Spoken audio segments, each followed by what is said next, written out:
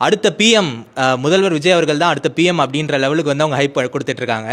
So நீங்கள் என்ன sir நினைக்கிறீங்க? இவங்க அந்த ஹைப்பெலாம் எடுத்துக்கிட்டு இந்த மாதிரி அடுத்த பிஎம் ஆகிறதுக்கு வந்து விஜய் அவர்கள் ட்ரை பண்ணுவாரா இல்லை மாட்டாரா? உங்களோட ஒப்பீனியன் என்ன சார்? சார், இது ஒரு சீரியஸ் இஷ்யூவாக டெவலப் ஆகிட்டுருக்கு. இன்றைக்கி கூட வந்து சில ரிப்போர்ட்ஸ் பார்த்தேன் நான்.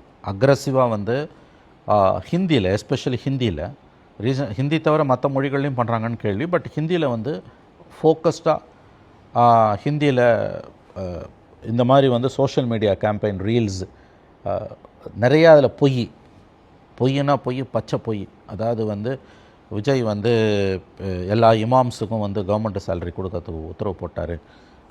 ரேப் அக்யூஸ்டெல்லாம் இம்மிடியேட்டாக தூக்கில் போட உத்தரவு போட்டார்.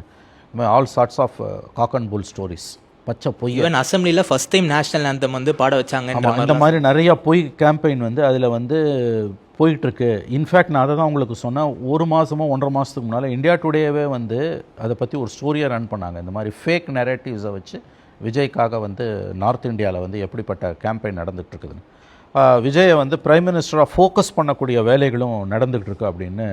ஈவன் மோடி கூட அப்படி பண்ணதில்லை சார். ஈவன் வந்து கமெண்ட்ஸில் வந்து பீப்புள் நம்புறாங்க லிட்டரலாக அந்த ரீல்ஸ்லாம் பார்த்துட்டு இவர் அப்படி பண்ணுறாரு அப்படின்னு சொல்லி. Yes, very very aggressive campaign is going on. இன்றைக்கி வந்து அந்த ஃபேக்ட் செக் ஜுபாயர் இருக்கார் இல்லையா, அவர் வந்து 2-3 ட்வீட்ஸ் அனுப்பியிருந்தாங்க. அது பார்த்தீங்கன்னா வந்து அந்த மாதிரியான ரீல்ஸுக்கு வந்து somewhere they are paying around 75,000 rupees per